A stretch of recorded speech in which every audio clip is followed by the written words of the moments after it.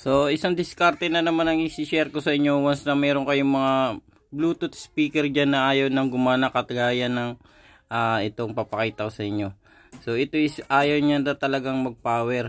Wala na talagang kahit na indication dito, ayaw niya siyang gumana. So, kahit na i-charge pa to siya, so ganun pa rin ang nangyayari, wala talaga siyang response. So, nangyari daw, bigla na lang siyang namatay. And then yun, binigay sa atin kung tingnan daw natin kung anong magagawa natin. Pero sabi ko dito, mayroong ang diskarte dito na po pwede natin gawin once na may ganito tayo. So ito lang naman yung loob niyan. So malaki lang dito yung bahayan niya. Yung control niya is napakalit. Ito is para doon sa mga music lover na gusto talaga lagi na mayroong sound sa tabi nila. So ito yung diskarte. Dito hindi tayo magre-repair. So ibibigay ko yung idea dito na kahit wala kang idea sa pag-aayos, so kakayanin mong mapagana ulit yan. So gamit yung mga itong kainang board na to. Hindi na natin to magagamit. So may bibigay ako sa inyong bagong klase ng ganitong klase rin ng board na hindi nyo na kailangan na i-ano pa yan. So papakita ko sa inyo kung paano yun siya. So dito kasi karamihan to yung IC yung nasisira dito pag wala na talagang power. So dito ipapakita ko sa inyo yung diskarte. So ibalik na lang natin yan kasi hindi naman natin i-repair yan. Ang ibibigay ko sa inyo yung diskarte is yung isang mas madali lang dito. So tinanggal na natin yung mga wire dun sa board. Yun din na natin siya kasi kailangan dahil nga sira siya. So yung isang diskarte dyan, so nakita ko to sa online. So susubukan ko siya. So ito yun. Ito is kompleto na siya. Meron na siyang remote. Meron na siyang mga cord. So parang ikakabit na lang siya na buo. So kagaya nitong meron tayong speaker na bakante na sira na.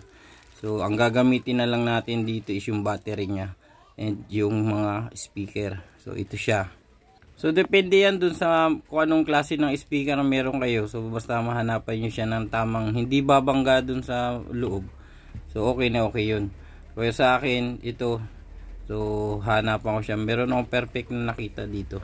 So dito ako may napansin na mas magandang posisyon nasa likod nito. Yan, mga nakaganito siguro.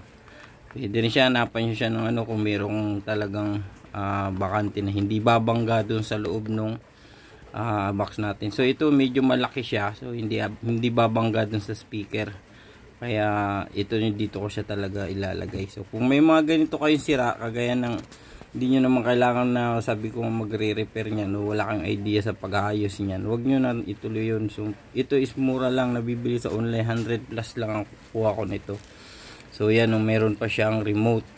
So yung remote na to wala tong battery, hindi nila sinasama. So andyan na rin yung mga kable nya. So yung terminal, andito yung speaker natin, so power supply. Tapos may mic na rin ito siya kung may mga microphone kayo. So pwede nyo rin siyang gamitan nun. So ang gagawin ko yan, naumpisahan ko na siyang butasan. So dito ko siya ilalagay. So manipis lang naman yung plastic nitong speaker na to, kaya dito ko siya ilalagay. So pag naano na natin to, so pit lang natin siya dyan na ididikit natin ng ganun. So yun, napakasimpleng diskarte lang. Then dito sa kable, huwag nyo isasaksak agad yan kung hindi nyo pa kabisado. So kunin natin yung original niya na kable mamaya. So may bibigay akong diskarte sa inyo dun. Kasi minsan may baliktad yan . So huwag nyo basta-bastang ilalagay yung battery. So dito ipipix ko na lang yung mga may butas pa dito. So para nakadikit talaga siya ng maayos.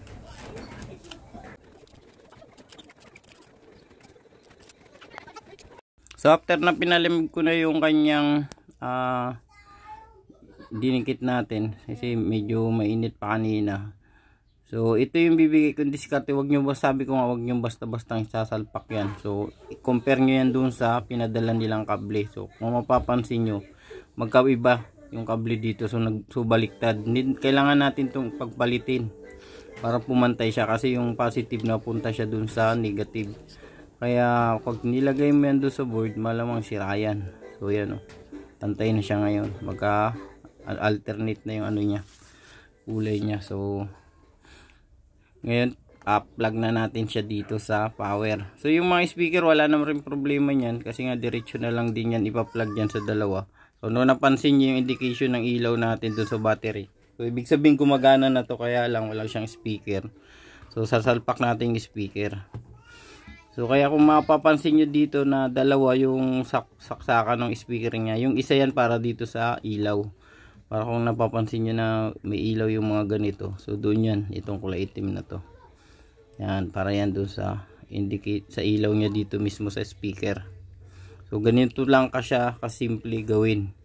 Hindi mo na kailangan pang i-repair yan, kahit ikaw kayang-kaya mong gawin yan.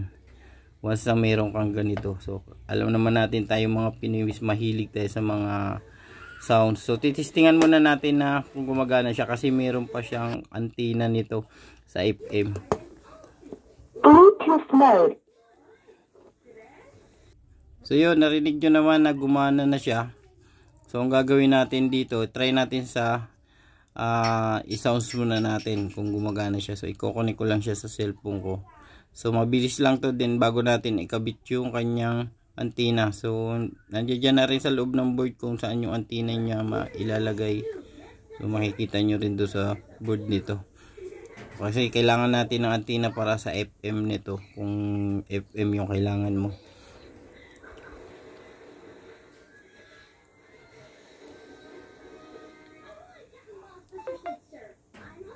Paired.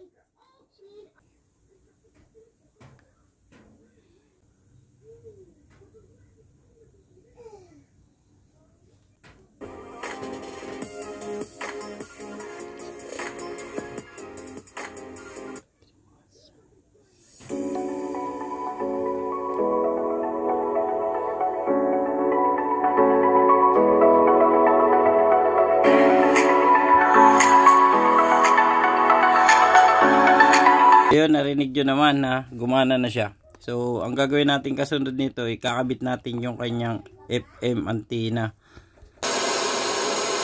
So yan, kahit hanapan ko siya dito ng sabi natin na frequency, so wala tayong makuha kasi wala siyang antenna.